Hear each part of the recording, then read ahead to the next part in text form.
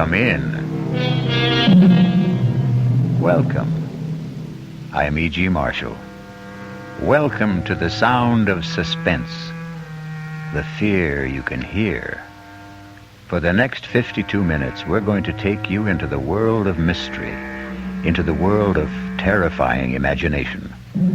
The story you are going to hear concerns a question which has been asked since the first men on Earth were born and died. Is there a life after death? Is there a way to return from the grave? And if there is, can we come back in the body of a living creature? Even one that has claws instead of fingernails? Here is one chilling answer. Dr. Singh, you have to tell me. Could my wife have come back as a bird? A sparrow, something like that? Well, your wife was a rather big woman, Mr. Moresby, in a physical sense. How about a snake? A seagull? How about a cat? A great, big, fat cat? A cat!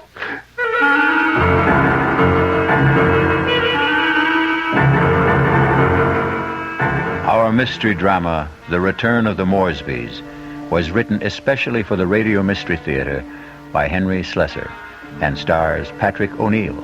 I'll be back shortly with Act One.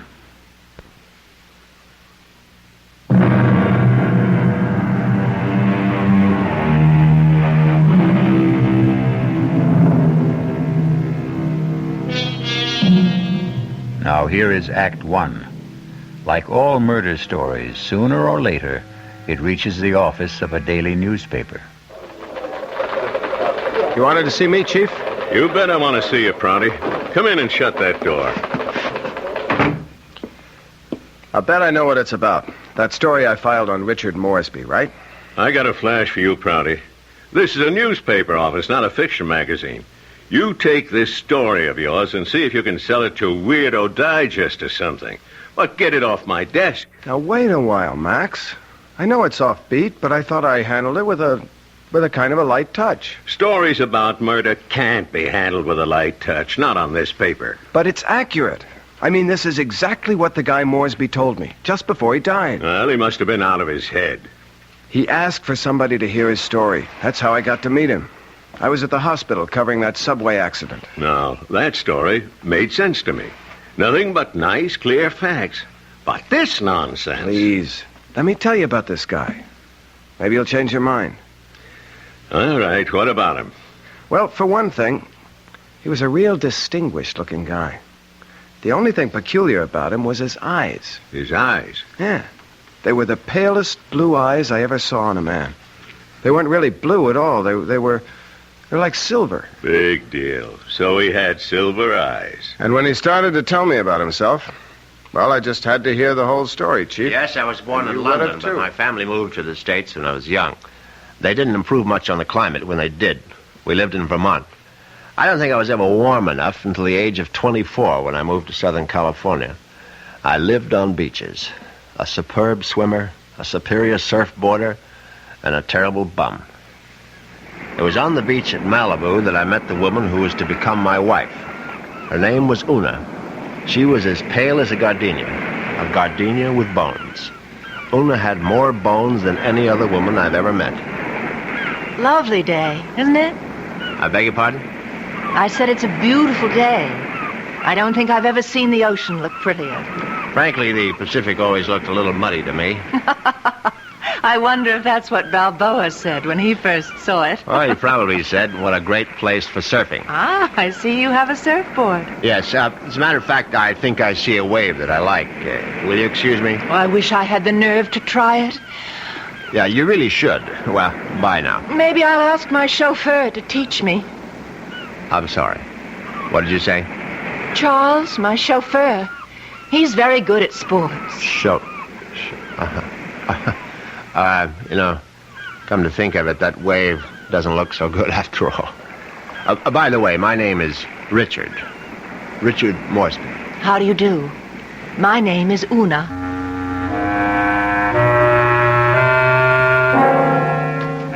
Una Vandermeyer. That was her name. As soon as I realized that she was from the Vandermeyer family, she didn't seem half as bony as she did before. In fact, not only did I become accustomed to Una's appearance, I was even able to tolerate her inane conversation. Can't you just feel the mystery of the stars, Richard? Sometimes I feel their vibrations as if they're trying to communicate with me. Do you ever feel that? Well, sometimes, I suppose. I really think we must be one with the universe, don't you? I really believe there's just one great universal soul, and we're all part of it. Don't you think so, too? Yes, of course. Right on, as they say.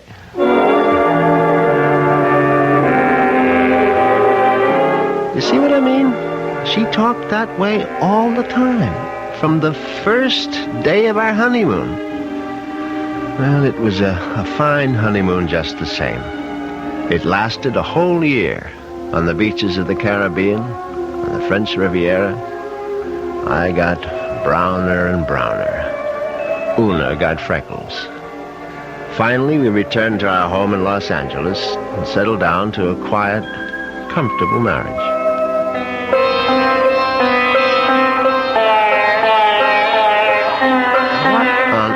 Is that you're playing? It's sitar music, darling. Oh, it's just so spiritual. What made you buy the record? No, Dr. Singh recommended it. Who? Dr. Singh, at the Temple of Metapsychosis, you know. The Temple of what? Metapsychosis. I told you about joining the temple last week. Oh, Richard, sometimes I think you don't listen to me. Now, as you may know, Southern California abounds in quasi-religious organizations. And she'd gone through a number of them without discovering the universal soul at any of their altars. Darling, please come to one of Dr. Singh's lectures. He's such a magnificent speaker. He emits such vibrations.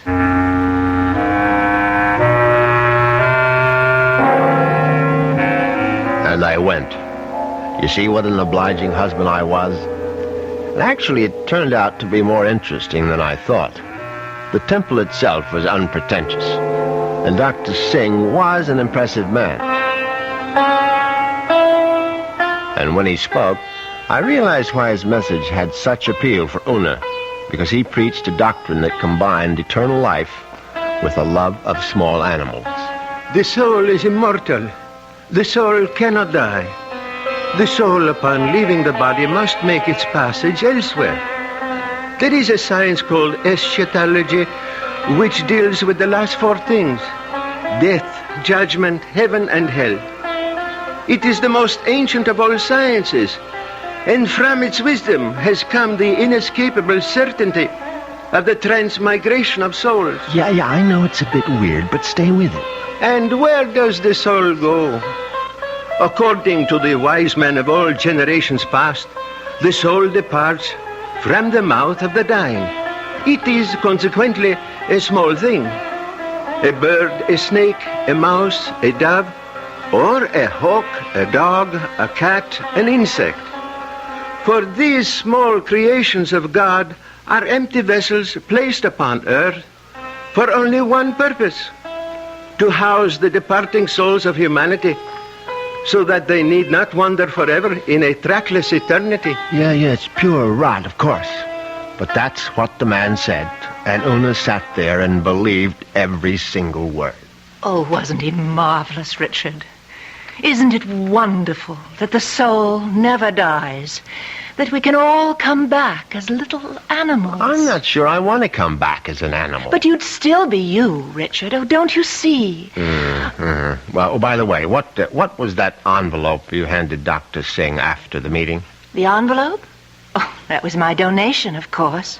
Your donation to the temple? Yes, to support the work of Dr. Singh, to open other temples around the world. Well, how much money was in the envelope? What does it matter, Richard? I'm just curious. $2,000. Una, you go to that temple once a week. Do you always give that kind of donation? Oh, it's all in a very good cause, Richard. Well, in an equally good cause, that of finding out exactly how much of my wife's money was supporting this nonsense, I sneaked a look at Una's checkbook. The answer astonished me.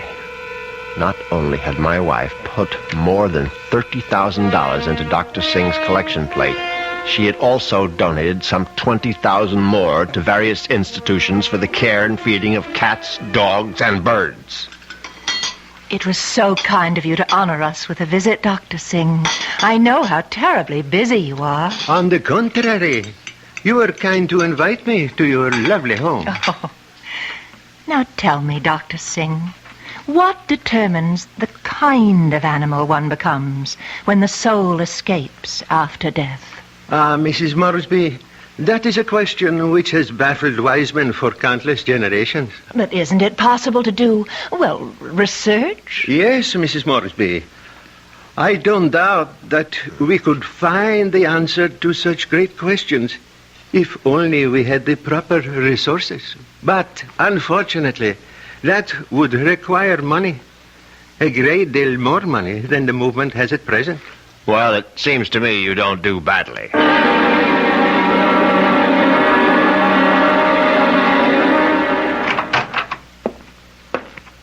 Well, there you are. Hello, Richard. Where have you been all morning? Right here, in my little sewing room. Don't tell me you were sewing. Oh, don't be silly. Actually, I've been composing something. A letter? Oh, something more important than that. Richard, do you realize that I have no last will and testament? Well, why should you? Healthy young chicken like you. I can't call myself young anymore, Richard. You'll always be young to me, darling. Oh, that's very sweet. But just the same, it's only practical to have a will. Would you read it over, Richard, and see if it sounds legal enough? Certainly. Well, let's see now. I, Una Vandermeyer Moresby, a resident of the city of Los Angeles, state of California, residing at 8 Sheridan Drive, being over the age of 21 and of sound and disposing mind and memory. Darling, this is superb. Where on earth did you get the language? Well, to tell you the truth, I copied it out of Daddy's will. The one that left you $10 million? Yes. Well, I don't see how you could go wrong. Let's see now. Not acting under duress, menace, fraud, or undue influence of any person whomsoever... And, good Lord, Una. What is it? What?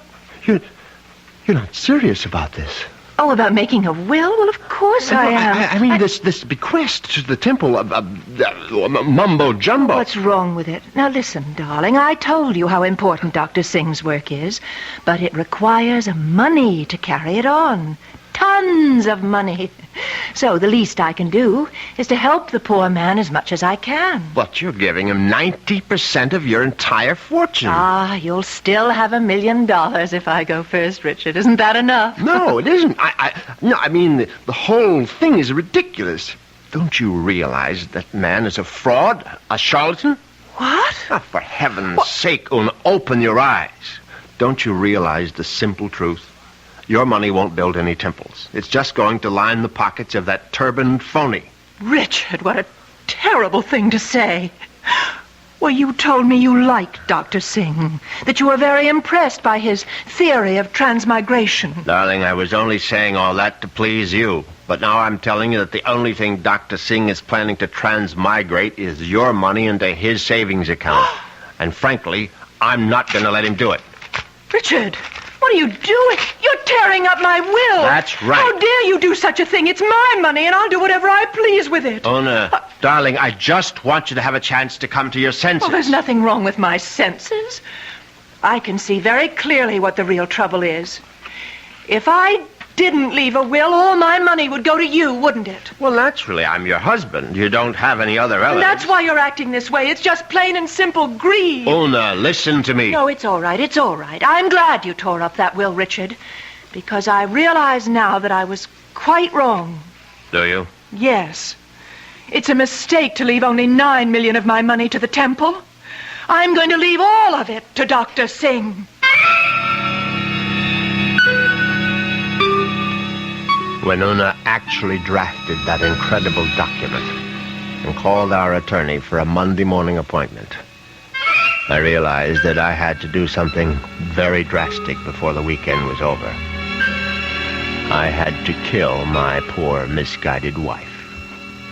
I had to make her one with the universe.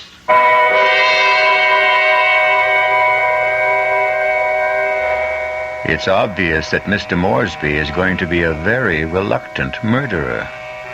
The question is, will his reluctance get in the way of his efficiency? We'll get the details when we return shortly with Act 2.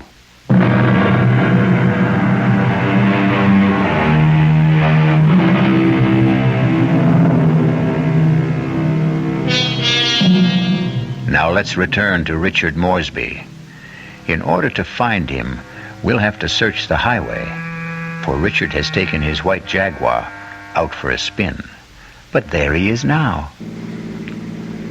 On Saturday morning, I took a little spin in my XKL and did some thinking on the open road. I didn't want to kill poor Una, of course. The whole idea was repellent. But on the other hand, the thought of Dr. Singh spending the fortune that was rightfully mine was even more abhorrent. However, I decided I would make one more stab at a reconciliation. Darling, may I come in? It's your living room, too. It doesn't feel like it. Matter of fact, I've felt like a stranger in this house for the past 2 days. I suppose that's my fault. Well, you haven't been exactly cordial, have you? I've hardly been home, Richard. I spent all day yesterday at the temple and all morning at the pet breast kennels. And how are all the little souls doing? You just won't stop being irreverent, will you? It's been my money all along, hasn't it, Richard? From the very beginning, you were attracted to my money. Oh, now, darling, if you thought that, you would never have married me. I didn't want to believe it. I don't want to believe it now. Well, now, how can I prove to you that you're mistaken? Richard, do you really want to prove it? Of course, I'll do anything you say. All right. Then I know exactly what you can do. You can let me leave my money to Dr. Singh and the temple. The whole 10 million? Yes, because that's the only way I'll know that it's me you love.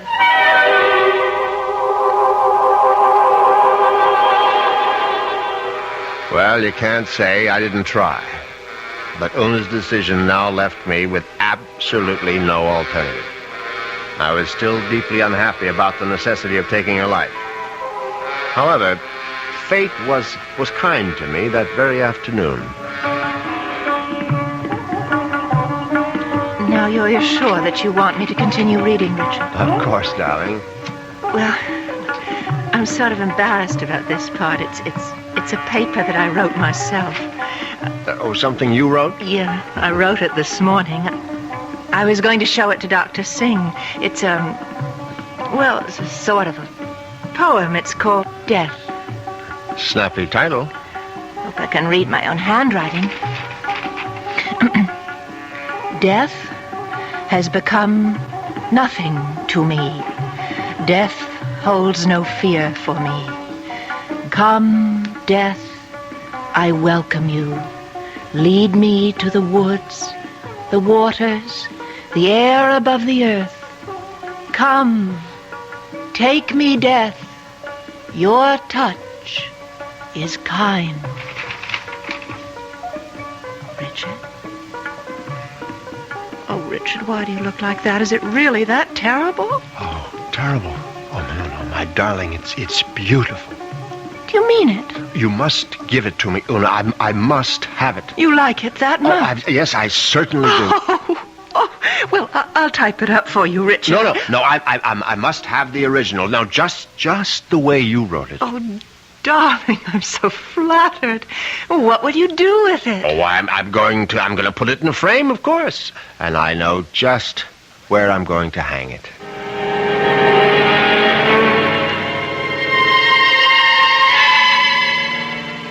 Yes, I could hardly believe my ears.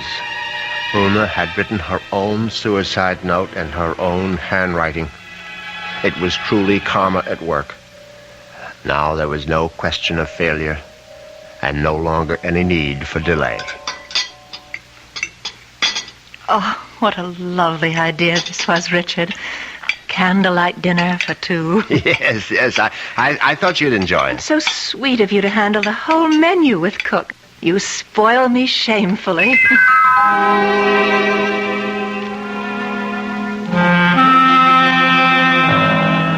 And that night, I spoiled her just a bit more by bringing hot cocoa to her in bed. Oh, Richard, you shouldn't have bothered. But I know how you like your hot cocoa before retiring, Una. You can't get to sleep without it. No, but Parker could have brought it to me. Oh, no, this is something I had to do myself. Oh, drink it down now. Yes.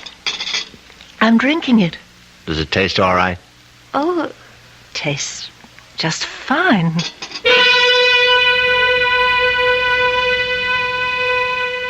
Now, that was very good news, because I'd prepared the hot cocoa myself, and I had no idea whether 25 melted sleeping pills would seriously affect the flavor. Finally, Una was all tucked in for the night. I went into my study, picked up the poem she had written for Dr. Singh, and brought it to the bedroom. I placed it carefully on the night table beside her. Then I bent over my sleeping darling to see if she was getting along all right. She was very, very quiet. And then a dreadful thing happened. Una opened her eyes. Richard. Oh, Richard. Hush, darling. Now go back to sleep. Richard, I'm sick. No, my love. No, you're only sleepy. Cocoa tasted so strange.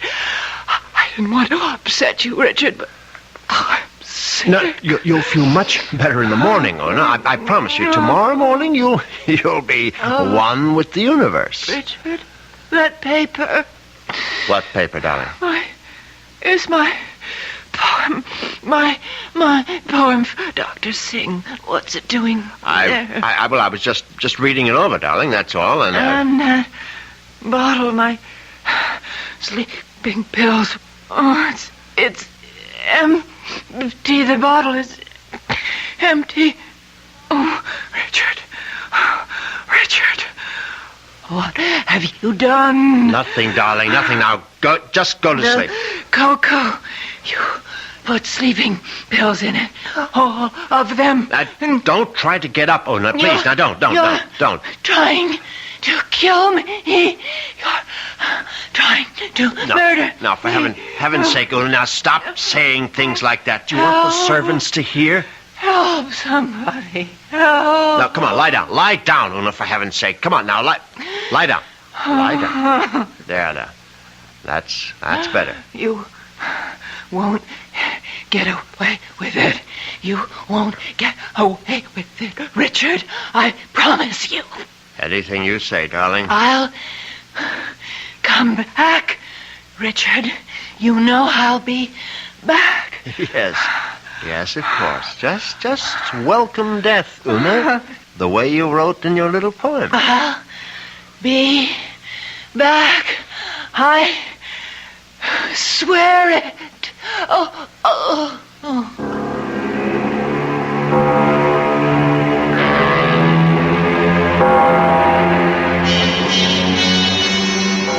The funeral was held 2 days later. It was a magnificent occasion, of course. I gave Una a farewell that was consistent with her vast fortune. Everything was the best. Coffin, flowers, preacher, everything. Her burial place was one of the choicest bits of real estate at Forest Lawn. The only discordant note was the fact that Dr. Singh insisted on saying a few words at the service. They were familiar words, but frankly, they gave me a slight bit of a chill. The body of Una Moresby is dead, but her soul lives on. The soul cannot die. The soul is immortal. It has left the earthly remains of this woman and has sought the body of a small living thing. There it will abide until the Almighty is ready to choose its next home. Mourn not, the end of Una Moresby? For there is no end. I couldn't help congratulating myself on how well everything had gone. When I called for medical attention the night of Una's death, the physician was only too ready to declare her a suicide.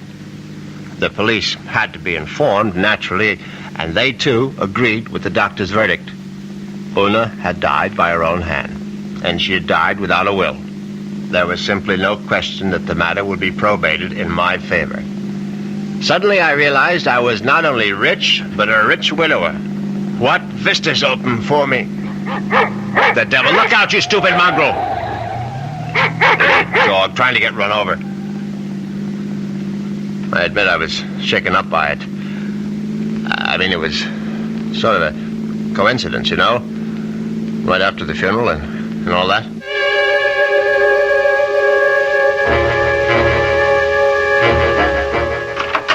I was very glad to be home again, you can be sure. Excuse me, Mr. Moresby. Yes, Parker? Cook is worried about the raccoon, sir. The what? There's been a raccoon at the kitchen door all morning, and Cook is badly alarmed, I'm afraid. I've tried to scare it away, but it keeps returning. A raccoon, for heaven's sake? Why don't you just shoot it and make a coat out of it? I was wondering if you wished me to call the game warden, sir.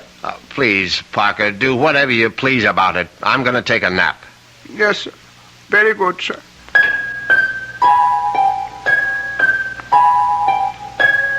I went upstairs at once, undressed, and got into bed. It was a warm day, and yet I found myself cold.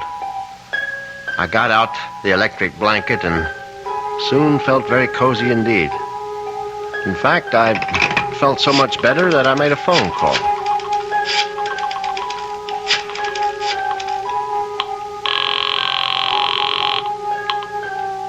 Hello, may I speak to Rachel? Thank you very much. Hello, Rachel? Yeah, who's this? Rachel, you probably don't even know my name, but it's Moresby, Richard Moresby. Huh? Who? You met me at the club numerous times. I'm the rather distinguished-looking gentleman who sits at the table on the far right corner. Oh, yeah, well, that's not my station. Yeah, I know it isn't, and I've always regretted it. Frankly, I would have enjoyed my lunches at the club even more if you had served them. Listen, I'm pretty busy right now. Well, what I wanted to find out was if you're busy this evening. Oh, what'd you have in mind? Oh, a little, quiet dinner, perhaps? Is that all you had in mind? Why don't we just wait and see?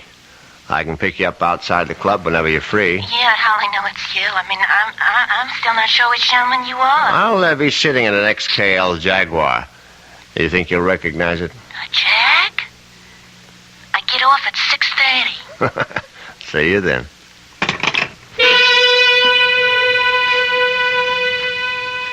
Yes, I was feeling very good now. Very good indeed. I would have drifted off into a pleasant sleep except for one thing. For a moment I thought a bomb had gone off in the room. Then I realized it was nothing more than a bird. A foolish sparrow had dived in headfirst into the plate glass window of the bedroom and now lay stunned on the carpet. I looked at the thing's fluttering little heart, and suddenly I was struck by a terrifying palpitation of my own. The dog, the raccoon, the bird. Good Lord, could one of them have been Una?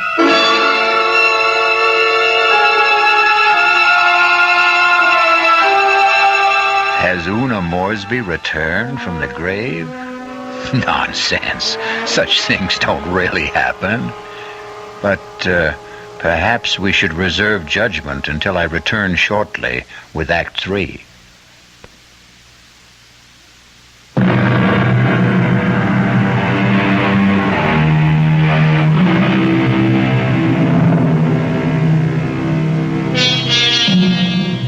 Now let's see if common sense has returned to our hero. He's doing a sensible thing right now. He's taking a good, refreshing shower.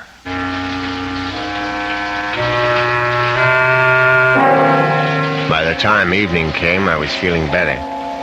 All my peculiar notions about Una's animal reincarnation seemed ludicrous as I stood in front of the shaving mirror. I thought about the delicious young woman that was waiting for me at the club.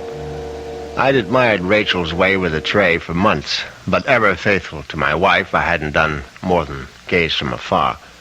But now, things were going to be different. Yes, who is it? It's Parker, sir. Yes, come in, Parker. It's all right. Excuse me, sir. A bit of emergency in the kitchen. Well, what is it? A snake, sir. A what? Cook insists that there's a snake curled up in the telephone wire. Oh, that's ridiculous, Parker. Cook says it's there, Mr. Moresby.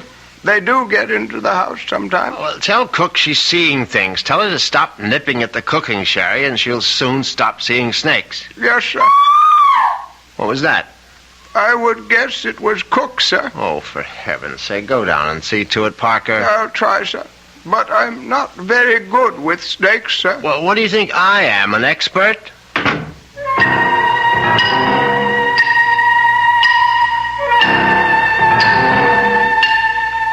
But that wasn't the end of it.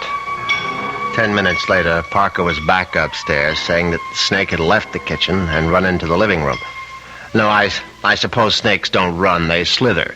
It slithered into the living room and was now embracing still another telephone wire, obviously mistaking it for a long-lost love. But then, another unsettling thought came into my mind. What if the snake... No, that was ridiculous. Hello? Hi, is this Mr. Moresby? Yes, who's this? Rachel, from the club. Oh, yes, Rachel, what is it? Listen, could you make it 6 instead of 6:30? I'll try to sneak out a little early. Yes, fine, I'll be there as soon as I can. In the Jaguar, right? Yes, in the Jaguar. Listen, the reason I want to leave earlier is because my husband always picks me up at 6:30. What was that? So I asked one of the girls I work with to tell him that I got another job someplace. He won't care. He likes me to earn extra money. Yes, I see. So, just to make the story look good, I guess you'll have to lend me a few dollars after our date. Yes, of course. And listen, I really do remember you, sugar. You're the handsome one with the cute bald head. See you soon.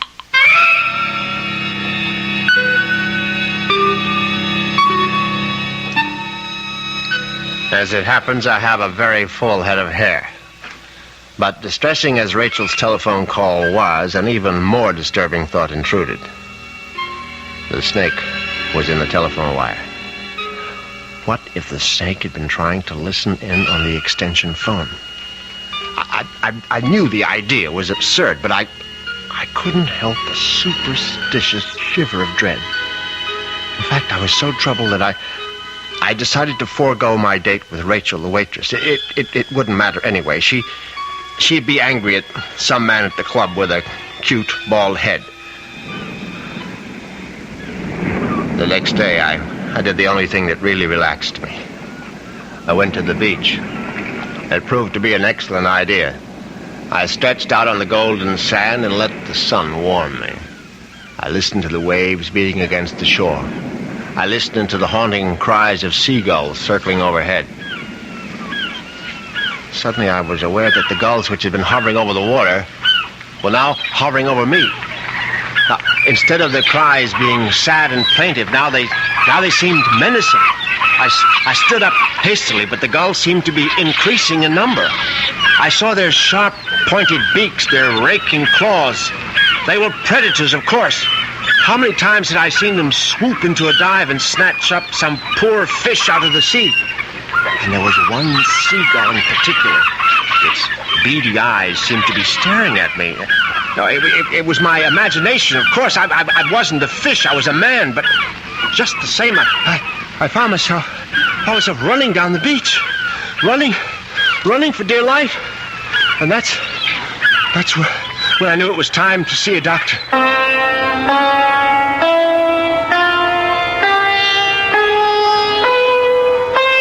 Yes, Mr. Moresby. I'm very pleased that you honored the temple with your presence. I I'm grateful that you're willing to see me, Dr. Singh. I realize that, well, you've had a disappointment. A disappointment? I'm afraid I don't understand. I know my wife made certain promises to you concerning her will. I believe she mentioned some modest donation. She wasn't in her right mind, of course. I mean, when she took those sleeping pills. Yes, it was very sad. I trust that she has found the peace and happiness that she sought. Frankly, that's what I wanted to talk to you about. I mean, about whether you really believe that my wife is, well, that she's some kind of animal right now. But of course I believe it, Mr. Moresby. I don't merely believe. I'm positive. When your wife passed from this world into the next, her soul made its escape. Yes, I know how it goes, but what I'd really like your opinion about is what sort of animal do you think she might be now? I told you, Mr. Moresby, we have no way of knowing. But can't you take a guess? I mean, you said it might be influenced by a person's karma. Am I quoting you right? Yes, the kind of person she was in life may well determine the kind of animal she is now. Your wife was soft. Your wife was gentle. Your wife was independent in spirit. Now, what animal does that remind you of? I don't know. I can't think. Then go home and think about it, Mr. Moresby. Go home and try to be one with the universe. I went home, and I tried to be one with the universe. Now, when that didn't work, I tried being one with a bottle of scotch. I was still in the library, asleep in the big leather chair, when I heard the noise in the cellar. I simply had to investigate. I looked into the cellar and found that one bare bulb wasn't enough for a thorough search. I found a flashlight and went down the cellar steps. At first there was nothing I could see. But then, there's an empty oil can. Swiftly, my flashlight picked out the culprit. At first, I thought it would turn out to be a mouse, but instead, it was a large, white cat. I don't like cats. I never have. Skulking, cynical creatures. When the beam of my flashlight hit it, the cat froze. I saw it was an alley cat. Its fur shaggy, its eyes baleful in the light. It was fat, and yet it was bony, too. I said scat, but it didn't scat. Instead, it started to walk toward me. And I knew for certain what Dr. Singh had meant. I knew for certain I was looking at the reincarnation of my wife. As soon as that hideous apparition howled at me, I made a cowardly dash for the cellar door. Once I was on the other side, I remembered the hunting rifle that Una had given me for Christmas. It stood unused in an upstairs closet. I found it. I loaded it and brought it back to the cellar. I hadn't fired a rifle since boyhood. I stood on the top of the stairs with my flashlight, picked out the ghostly white form of the cat. I put down the light, raised the weapon, and squeezed the trigger. The report was deafening, but the recoil was worse. My precarious balance on the top step was lost. I fell to the bottom.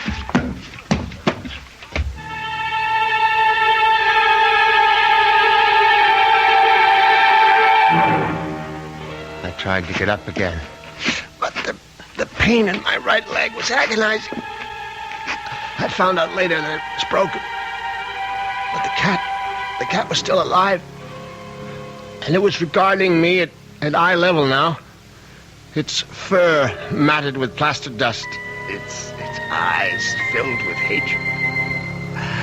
I tried to crawl toward my fallen rifle. Just as I saw the creature advancing toward me, I screamed, "Una!" Oh, my hand was on the rifle now, grasping it. Too quickly in my panic, my fingers touched the trigger and the rifle went off again.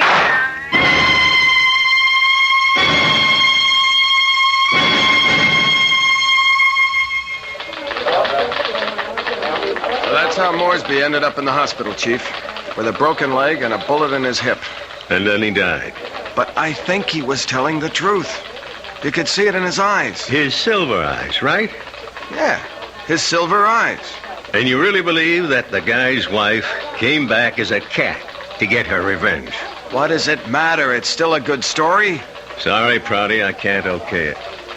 Well, what if I got more details? What if I talked to this Dr. Singh? If I went to the Moresby cellar and found that cat? And what would you do then? Ask her if she's Mrs. Moresby? I still think it's worth a try, Chief. I'll tell you what, Prouty. What are you doing for lunch? I hadn't thought about it. Well, think about buying my lunch. You? There's a pretty good restaurant right around the corner where the Moresbys live. Now, we can get a bite there and then check out that cellar.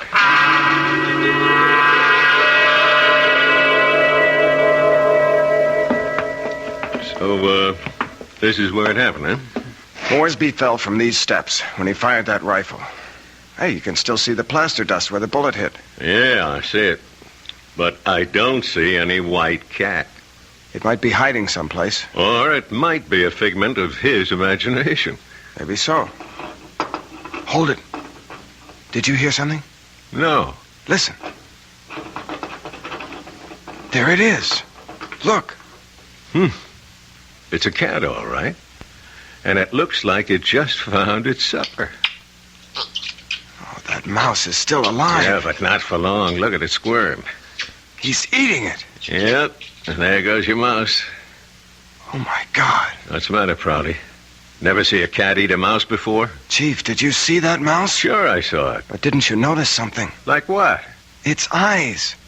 Chief, did you ever see a mouse with eyes like that? They were so pale blue, they were almost silver.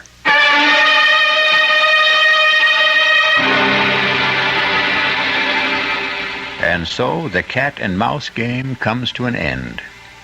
But according to Dr. Singh, there is no end. Perhaps Richard Moresby will have his turn next in another afterlife. I'll be back in a few moments.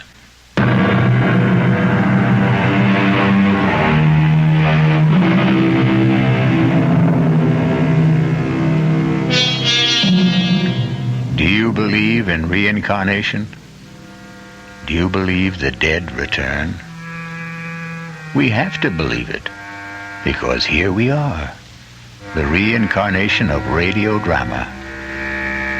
We hope you'll keep us alive by listening again to the Radio Mystery Theater.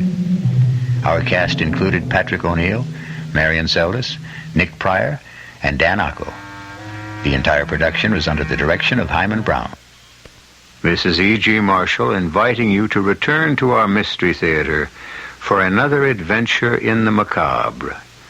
Until next time, pleasant dreams.